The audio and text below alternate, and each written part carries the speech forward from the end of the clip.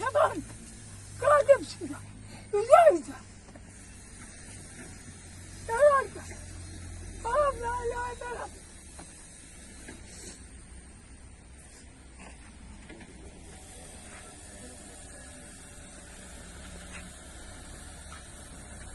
Ay canım.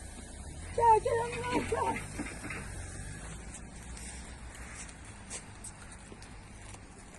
Ben bu canımı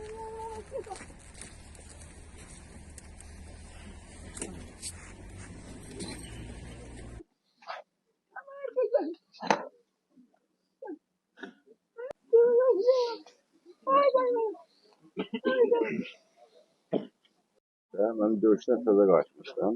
Az müddətdə bir yıl döyüşdə olmuşum. Doyuz bir yerdə bir bölükdə. Ben bölük komandanın muavini idim. Rəhmətlik də eyni batalyonda, eyni taburda başqa bir bölgə pirovoda aldı. Yəni bilməm o səbəbini buldu, nə olmadı. Yəni az müddətdə tanımışam.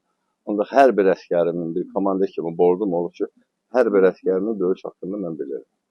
Rəhmətlik də yaxşı döyüşlərdən, kollektiv arasında qəşəng, yaxşı avtoritet, yaxşı belə deyək də, qanadaq mərifətinə görə, qabiliyyətinə görə yaxşı çıxarılan əsgərlərdən biri olmuşdu. Bugün mənim çətindir bunun haqqında danışmaq. Tək bunun haqqında yox, Faik haqqında yox. Ümumiyyətlə döyüş haqqında, şəhidlər haqqında.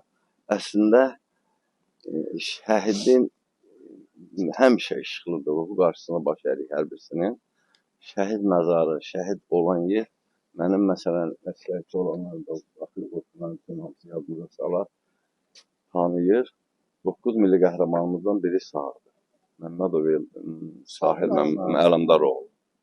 Yəni işıqlı, nurlu bir təbəqədir. Allah hər birisini rəhmət eləsin, ruh qarşısına baş ərik. Allah bütün analarımıza sabır versin. Amin, amin.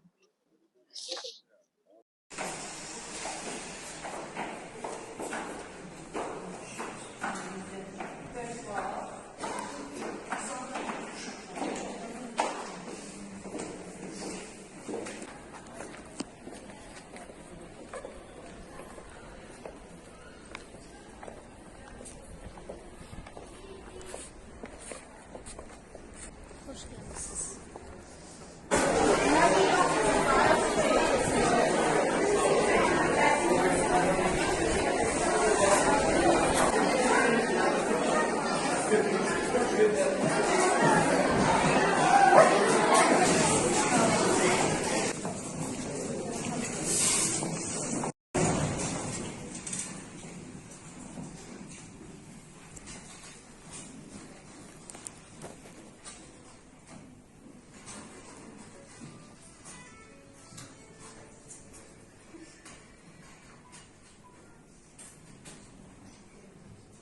Allah rəhmət eləsin.